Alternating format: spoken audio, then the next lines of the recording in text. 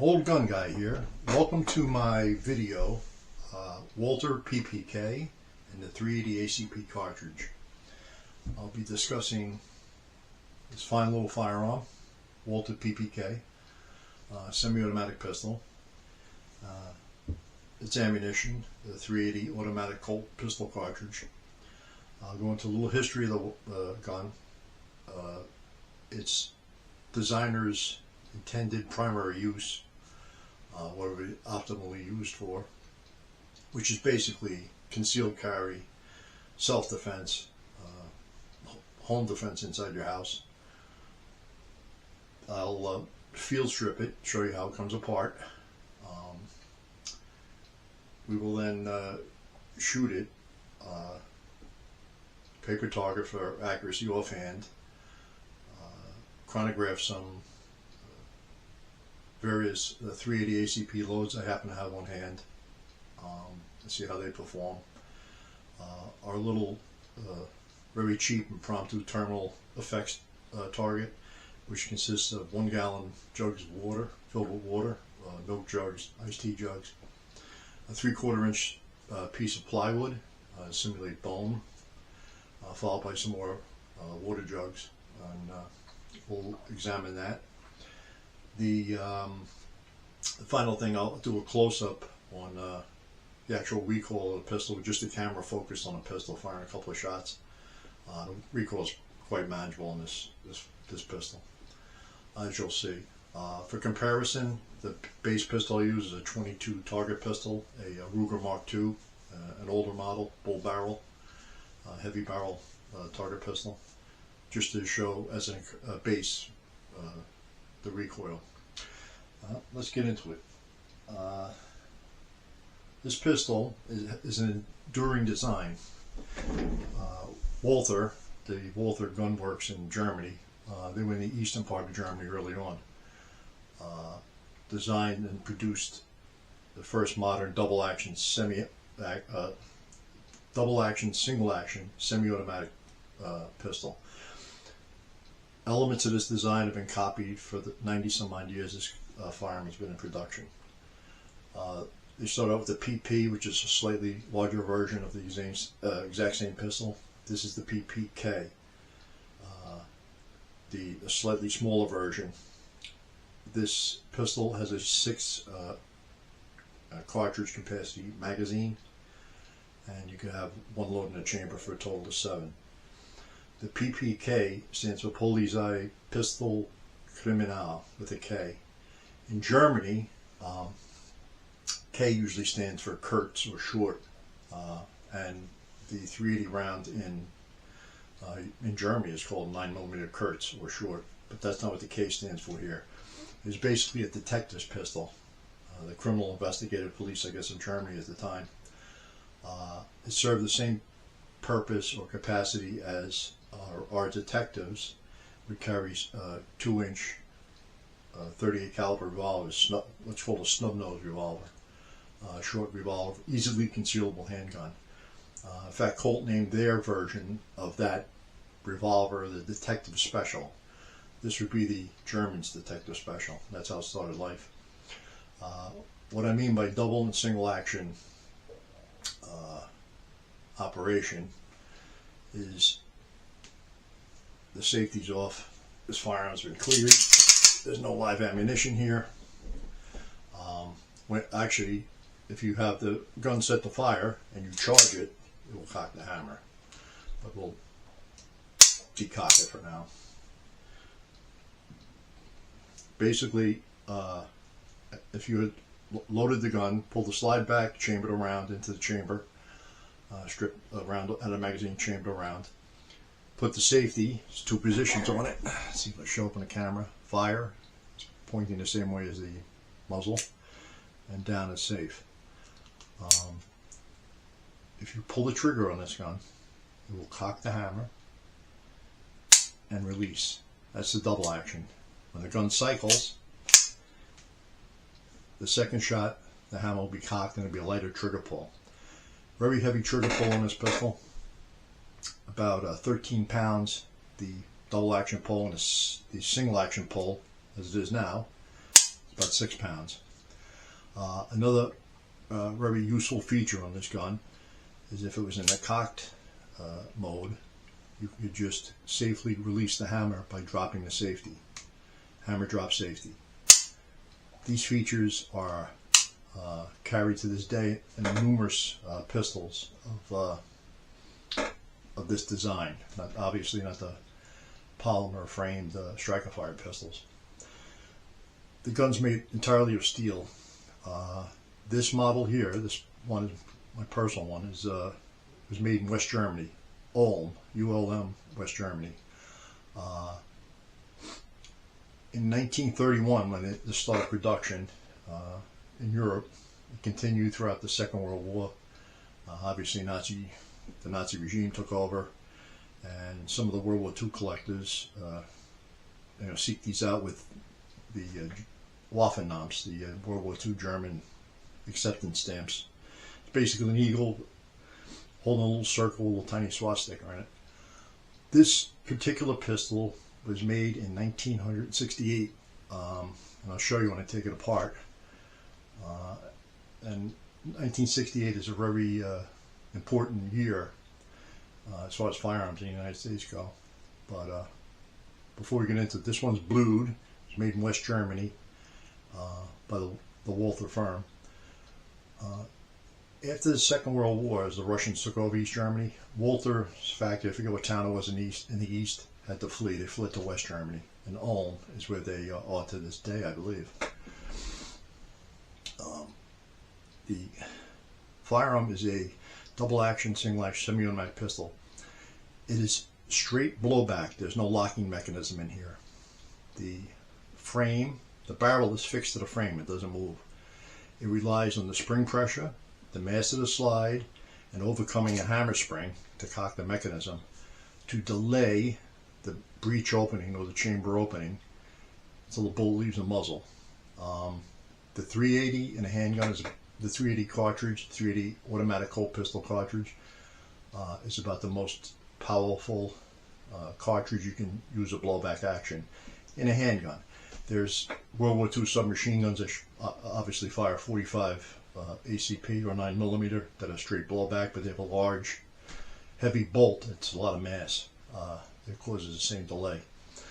This gun's been cleared. I'm going to briefly demonstrate its functioning. Obviously, some firearms here are clean from the muzzle. This firearm's been cleared by me.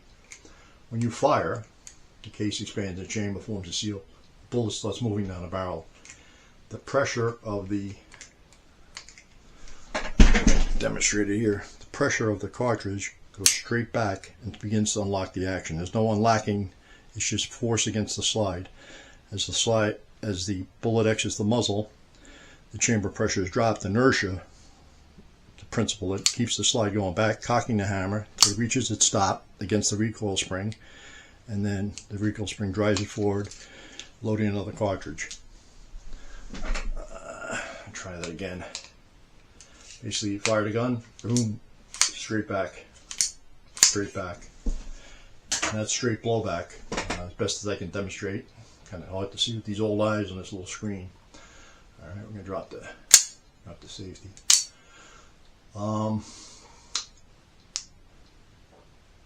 That's basically it for the operation. To disassemble a gun, very simple design. This design's been copied. I think the Russian Makarov is a unlicensed copy of this. I think Hungarian Arms Factory, FEG, makes a copy of this. It's been imitated. The second generation Smith & Wesson 659 semi-automatic pistol that I carried on the police department for a brief period of time was one of my favorite pistols.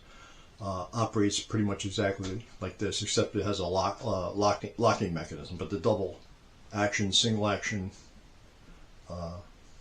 firing mechanism is the same. To disassemble this gun, you pull down the trigger guard and push it towards the right of the gun. It'll hang up on the frame a little bit here. Be out of your way. It's easier to do if you cock the hammer. Take the slide off. Slide goes fully to the rear, and you lift it up off the frame and slide the frame off. Okay, and basically that's all you have to do to take the gun apart, to clean and service it. I'm going to put the firearm on a table and take the camera off the tripod and zoom in. But before I do that, I do not know if this will show up on camera, but the 1968 date of manufacture is on the barrel, on the chamber here, part of the barrel, below the proof stamps. I don't know if the proof stamps will show up. It's a set of antlers. That's a proof mark. And the 1968, which coincides with the serial number. So let me put the firearm on a towel and show you a close-up. Okay, we're back. This is obviously the recoil spring. Slides over the barrel. The barrel is fixed into the frame. I don't know if that shows up well. My cheesy little camera here. Alright. Frame is milled out of a piece of steel, and the firing components are inside the frame. The firing pin is in a channel in a slide. Let's see if we get that. Okay. Extractor is also on the right side of the slide. And a breech face, or breech block, if you want to call it that, right there. Basically, it's a slide.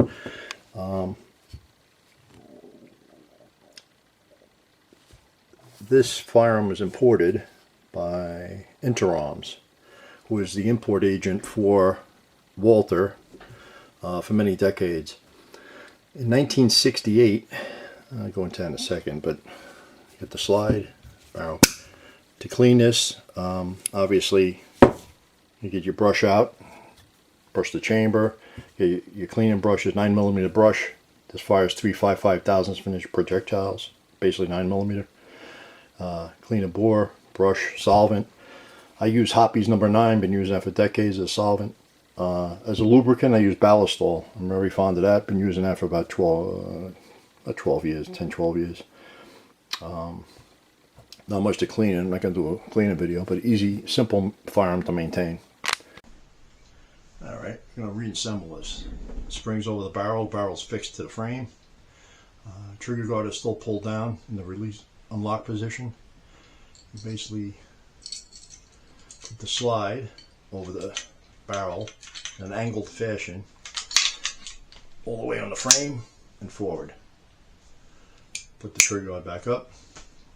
Pistol's good to go. Drop the hammer. Let's reassemble. This is the magazine. 6 cartridges. Like I said, 1 in the chamber. I euphemistically like to refer to the modern United States as Roman Empire 2.0. And Rome issued 2 edicts with firearms, major firearm laws. The 1934 National Firearms Act and the 1968 Gun Control Act. There was a big drive in it. I remember as a kid in grade school, obviously after the assassination of President Kennedy, and then the assassination of his brother Robert in '68. There was a big push for gun control. Prior to that time, there was no federal firearm dealers, or you could order firearms through the mail. President Kennedy was killed with a rifle that was ordered in mail order to Lee Harvey Oswald, and Bobby Kennedy was killed with what they called at the time Saturday Night Special, small, cheap pistols, revolvers, and semi-autos. Small. He was killed with a 20 caliber 22 long rifle revolver. The Gun Control Act of 1968 was passed. The 1934 Act dealt with machine guns, short-barreled rifles, shotguns, destructive devices, silencers, They put a tax on those items because they couldn't outlaw them, but they put a prohibitive tax. In 1934, a $200 tax, I think equivalent today, is $4,500. That was the tax stand. So it made those items far too expensive for the average person to even acquire. You know, it became a rich guy's game. The Gun Control Act of '68 established a licensing scheme for firearm dealers. That's where we get federal firearm dealer, FFL licensees now. We go to a gun store and buy a firearm from them. They run a background check. In 1993, the Brady, 1994, the Brady Firearms Act was basically an addendum to the Gun Control Act. 1968 required federal instant background checks. When you want to go for a firearm, you apply, give them their information. They call up either through the local kingdom you live in or straight to the feds. Your information. If you're not a felon, you get a okay, and you can buy the firearm. That's basically what Brady is. But in 1968, this fell under the Saturday Night Special Clause of the Gun Control Act. It didn't have enough points to be imported. So 1968 is the last year these could be imported into the United States. Interarms, after that, when they could no longer import them, started building them from parts that were shipped here or made here, manufactured here. A lot of them were made of stainless steel. The quality was not what the Germans were. This was an authorized off-duty firearm on my agency, and I carried this as a backup gun for about 5 years. It was backup to my primary arm, which was a Glock 17 at the time. Worked in bad neighborhoods, and all cops carried 2 guns. So every cop had a backup. This was my backup for a while. I carried an appendix carry under my gun belt, and it was light and unobtrusive. It only weighs 19 ounces. The barrel's 3.3 inches long, and I carried it in this DeSantis holster. Nice piece of leather. It's still in good shape. And that was my application for it. Many detectives carried this, but they had most of them had interarms made in the USA guns, and a lot of jams. This thing never jams. Feeds hollow points. I've never had a problem with it. All kind of hollow points, all kind of ball ammunition. Never fails to function. Walther set up their own factory in Arkansas in 2018, and they started manufacturing them here. I would acquire one of them if you want a modern one. I think they stopped production in 2023, so this has been in production like 91 or 2 years. Successful ideas stand the test of time through the ages, and this is one of them. It's a good handy firearm. Its primary purpose: concealed carry, personal protection, home defense. As such, in cop slang, I would call this a belly gun, and meaning close range arm, close range encounter. If you're a civilian or young woman, or you just inherited one of these, you can say, is this useful? It's extremely well made. If you have an older one like this, or a newer made Walther, I kind of steer clear of the interarms manufactured ones. I guess from 70 till they went through several iterations. I think Smith & Wesson was manufacturing these for a while. I can't speak to manufacturing them or assembling them, but it gets convoluted throughout time. But it's a fine little pistol if you should inherit one. If you walk into a gun store and you see it in the used section, and, oh, that's a cool little pistol. Yes, it's James Bond's pistol in all of his movies, Walther PPK. This is also the same type of pistol that Adolf Hitler shot himself with in a bunker. His was in .32 ACP, automatic Colt pistol, also called 7.65 Browning in Europe. That's what he used on himself. This pistol was made in 4 different calibers: 22 long rifle, 25 automatic Colt pistol, 25 ACP, 32 ACP, and 380 ACP. And I'll go into the cartridge in a minute. back on the big camera here. Alright. The 380 ACP cartridge has been around for about 116 years. The modern loadings or modern bullets, they tend to perform, you know, get the most you can possibly get out of this small cartridge. All handguns, regardless of caliber, on the low end of power scale of firearms, even the mighty 44 Magnum or above that. Rifles are vastly more powerful, as are shotguns. Basically, in the terminology of the firearms world, you have pistol caliber weapons. Some are carbines, a lot of handguns. Low end of the power scale. You have intermediate, what's considered intermediate power cartridges, like the 223 Remington 5.56 NATO, 5.45 by 40 by 39 Russian round, 7.62 by 39 Russian round.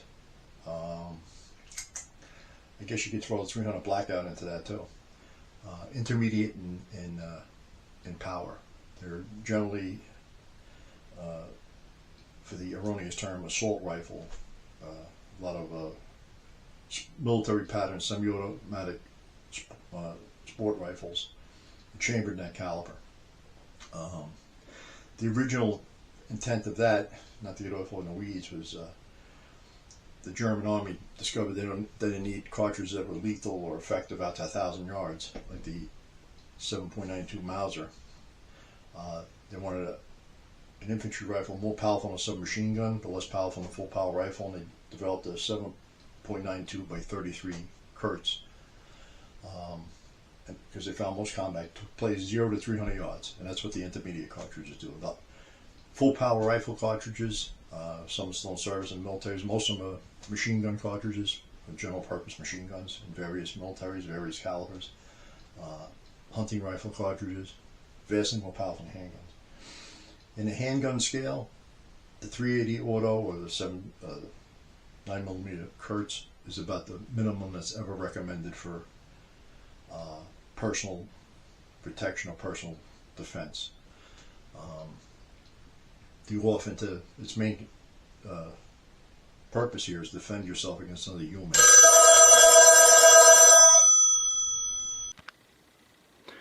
Okay, we're back. I have 380 ACP. For comparison, I have several other cartridges here, but this is the 380 ACP. 9mm short, 9mm Kurtz, 9mm Corto. This is a expended casing for the same round. To the right is 38 Special. It's got a 158 grain jacketed hollow point, not jacketed hollow point, lead semi-watt cutter hollow point.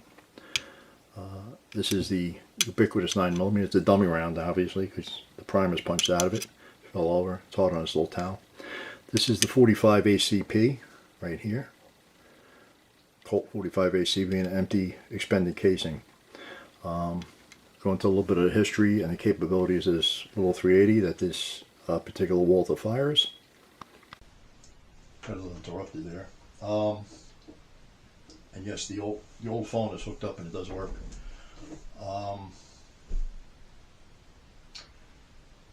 When used against a human adversary in a defensive role, a lawful defensive role, another thing I have to go into is know the laws in your particular state or locality. They vary widely. I like to say the United States is the Roman Empire 2.0, and you have 50 different kingdoms within it, and principalities, and they all have widely different laws. I think 27 of the kingdoms now you can carry a handgun concealed with no permit, and I think the other 23 you have to get some type of permit. Some of the real harsh states were forced to give their citizens concealed carry permits due to recent Supreme Court decisions, as it should be. Some of the kingdoms you might find yourself in are ruled by harsh rulers who belong as a character in a Franz Kafka novel, and some of the kingdoms are very benevolent and rational. So I don't know where you live or what the rules are, but if you're going to think about defending yourself with a firearm, the best self-defense use of any firearm is an encounter you don't get into. You avoid by paying attention to what's going on and not keeping your head out of the phone. Situational awareness, avoidance. You don't have to shoot anybody for a number of reasons. Obviously, you'll carry it with you inside you for the rest of your life. And number two, it's a legal nightmare. Like I said, you'd be justified 1,000% under the law, and you get a lunatic prosecutor who wants to crucify you and ruin your life. So avoidance is always best.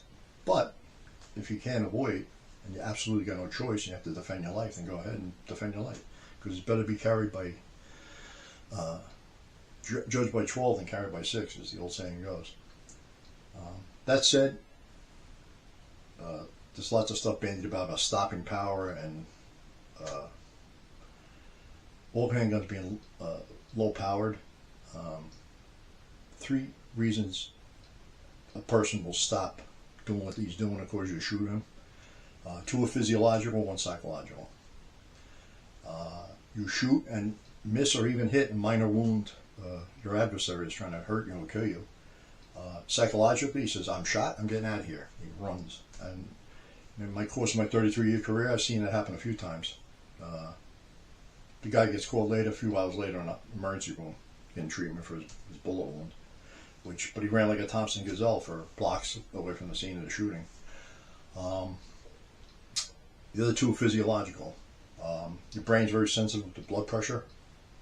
You lose, your blood pressure goes low, drops enough, you'll lose consciousness.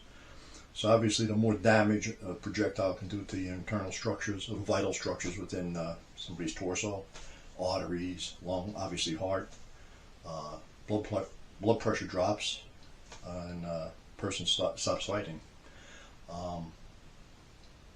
I've seen people shot, run 3 or 4 blocks and bleed out and die. But the bullet didn't stop them. All right, it's not like on TV where people get shot and blown through the air. The other one is neurological. Any strike to the central nervous system, the computer, generally shuts everything off, but not always. And I've had experiences talking to people shot in the head. I'm not going to go into that now.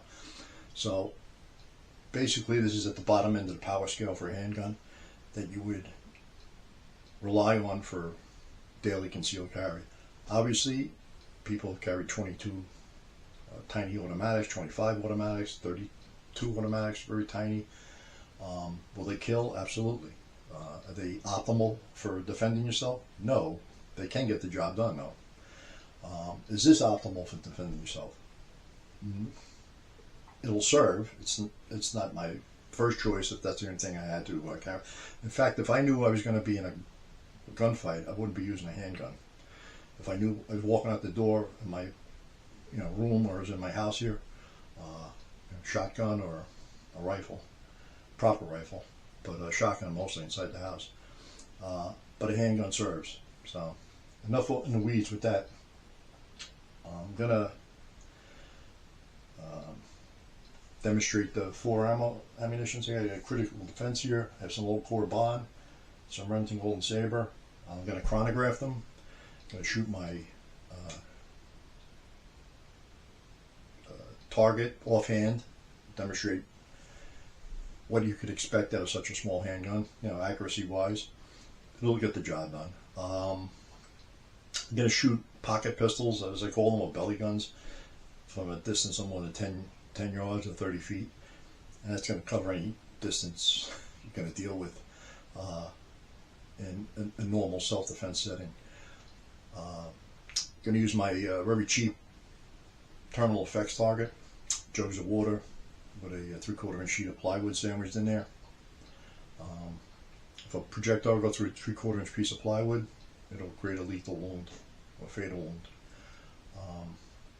And I'll show I'm trying to demonstrate the recoil. It's not really big, but if I can get the pistol again. This little holster, it's cleared, there's no ammo in it. basically fits in the palm of my hand. All right, so it is a nice concealable pistol. It's about 1 inch wide. With that, we'll move on to the other part of this video.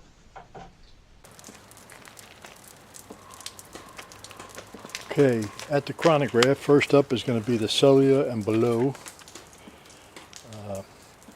Full metal jacket. It's 96 grams, 95 grains, 2 shots.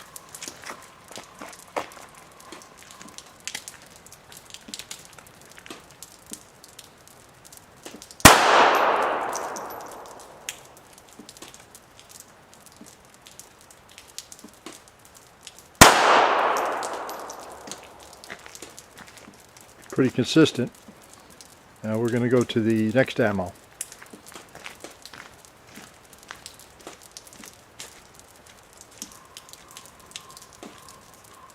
TX projectile. It's polymer tipped.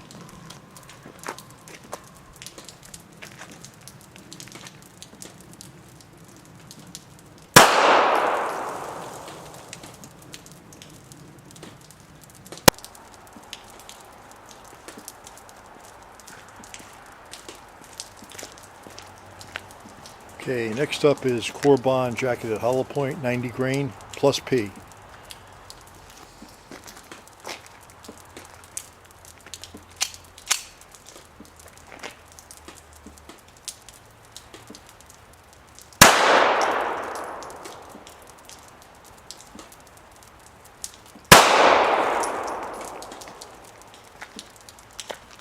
Now that was quite a spread. I'm going to try one more shot with that Corbon.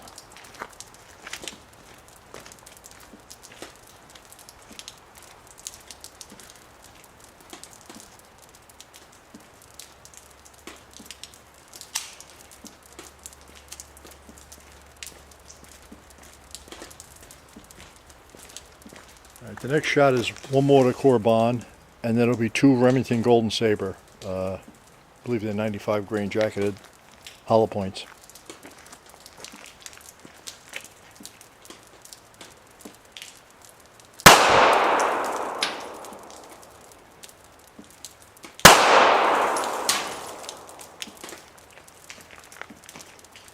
I didn't record the first Golden Saber. Reset this.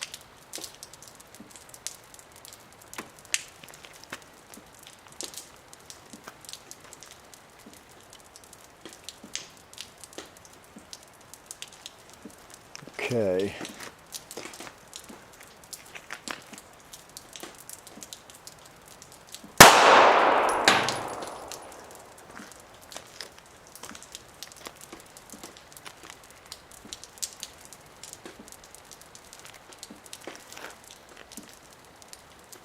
I think I'm losing a light here.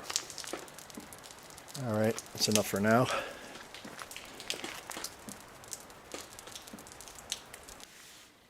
And here's our velocity and energy figures. The cellular and below, 92 grain full metal jacket. At average, we're going to give it 850 feet a second. The energy was 173 foot-pounds. Warranty critical defense, 90 grain FTX projectile. Velocity was 948 on average for 2 shots. 179 foot-pounds. Corbon, 90 grain jacket of hollow point. 998.5. I disregarded the one real low shot. It might have been a chronograph. Energy comes out to 199 foot-pounds. There's a ballistic formula to figure that out. They have calculators online. It's a lot easier just to punch the numbers in a calculator. That's where you get the energy foot-pounds. Golden Saber, 102 grain brass jacketed hollow point. Velocity 850 feet a second. Is the heaviest of the projectiles. 158 foot-pounds of energy. And that's it for our chronograph results. I'm going to try and demonstrate the potential accuracy or what you could expect from this 380 caliber Walther PPK. I'm going to shoot it from 10 yards, about 30 feet, and that should cover most personal defensive distances, maybe the maximum distance within your house. So I'm going to fire 5 shots offhand. I'm going to charge the weapon. When I charge it, it'll the hammer will be cocked back in single action. I'm going to fire all 5 shots in single action mode. A little more accurate than the very heavy double action trigger pull, the first trigger pull, and then the follow-ups are single action. That has to be practiced quite a bit, and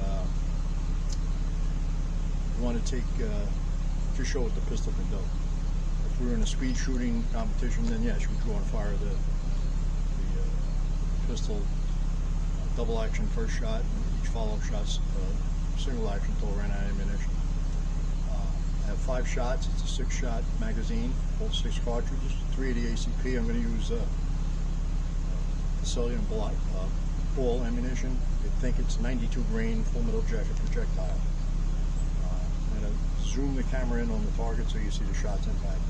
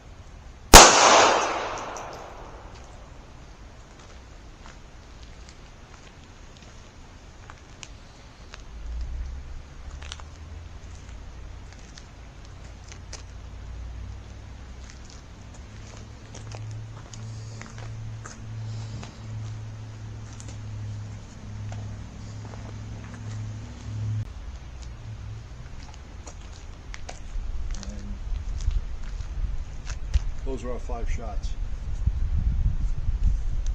Not a spectacular group. We'll get the job done. Typical would expect from a small concealed pocket pistol. Obviously, if I was out here shooting it for a little bit, I'm shot this firearm for a while. Probably tighten the group up a little bit. Most of that's me, but you'd expect that at 30 feet or 10 yards. Typical shot dispersion. All in the boiler works, it'll get the job done. Okay, back at the terminal effect target. I'm going to shoot a quantity critical defense 90 grain projectile. The first jug filled with water. This 3/4 inch piece of plywood will simulate a bone, and 4 jugs behind it. Hopefully we can capture the projectile. So we'll see what the 380 can do to this.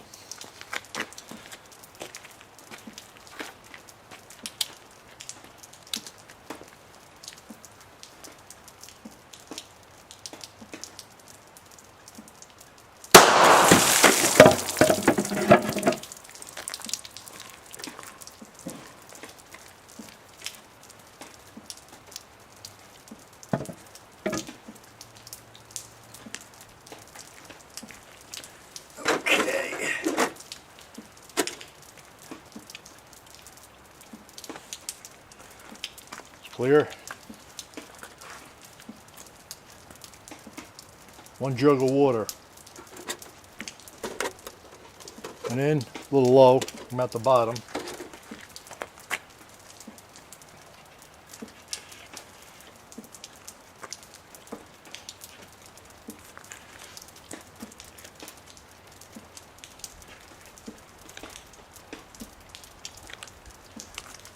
Actually bounced off the plywood, just made a dent. Not very impressive.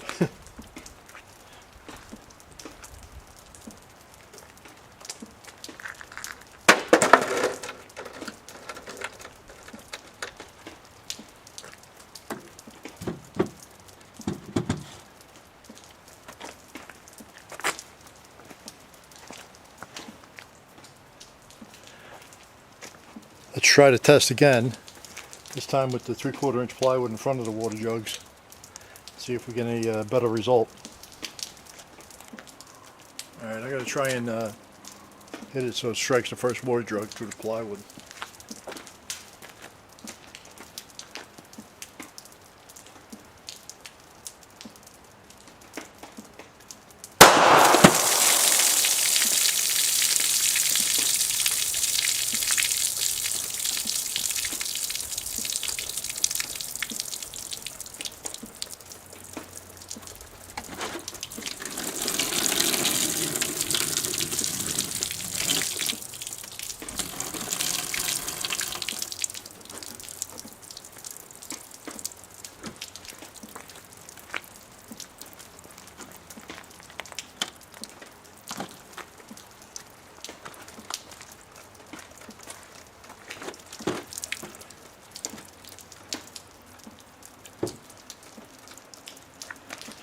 Okay, went through the plywood.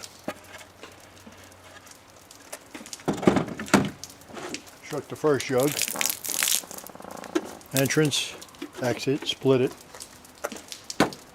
Struck the second jug. Split it. There's no projectile in there. Let's get it off to the left.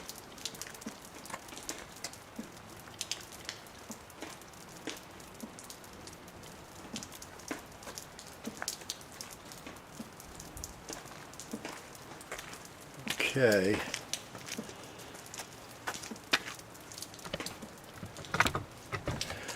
We'll go back into the inside for the summary. And I'm back. I was able to actually find the first projectile. I went through the water jug. It expanded quite a bit. I don't know if that's going to come across.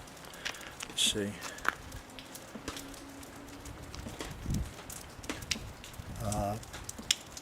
Perfect expansion. It bounced off the, I don't know if this will show up on camera, right where my finger is. This little dent. So it went through 6 inches of water, expanded, hit the board and bounced off. The second one, hitting the board first, and clean through. Clean through. Exited. It's hard to see in the light here. Exited right there. Alright. So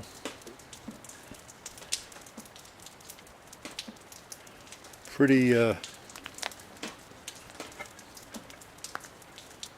tame performance, if you ask me. And we're back for the summary. So what can we say about our ammunition here?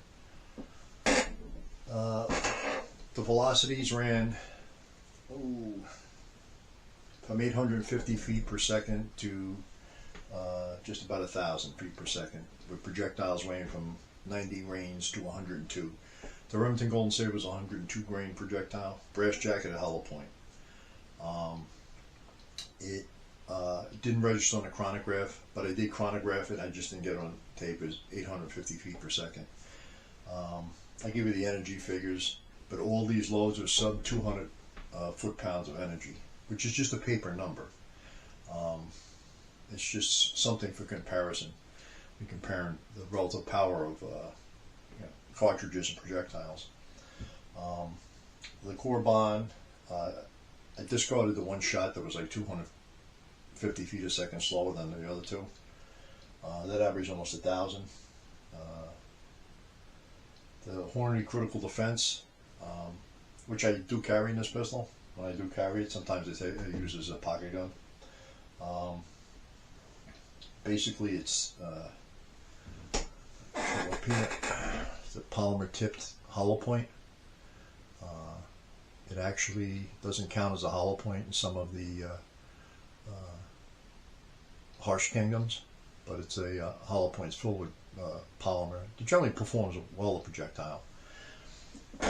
In my little terminal effects test, it penetrated the one jug of water, and that was it. Bounced right off the plywood. I did find a projectile after I filmed. It was laying on the ground about 5 feet away. It expanded perfectly in the water jug. Perfect expansion. Put it on this. See how steady my hand is here. Not that steady. Okay, I'll put it down on the table. I'll take a close-up with the camera. I retested it, retried. I put the plywood in front, and kind of what I expected happened. The hollow point actually plugged up with the wood fiber of the plywood, and just kind of drilled a hole through 2 jugs and veered off to the left and didn't hit the other 2 jugs behind it. So basically, the hollow point did not open, that tells me. All hollow points have an expansion threshold, the minimum velocity which will expand. They've designed these to expand within the parameters of a velocity of a 380, and you couldn't ask for better expansion in water. I'm going to get a close-up with this other little handheld camera here, see if it shows up better. On the target,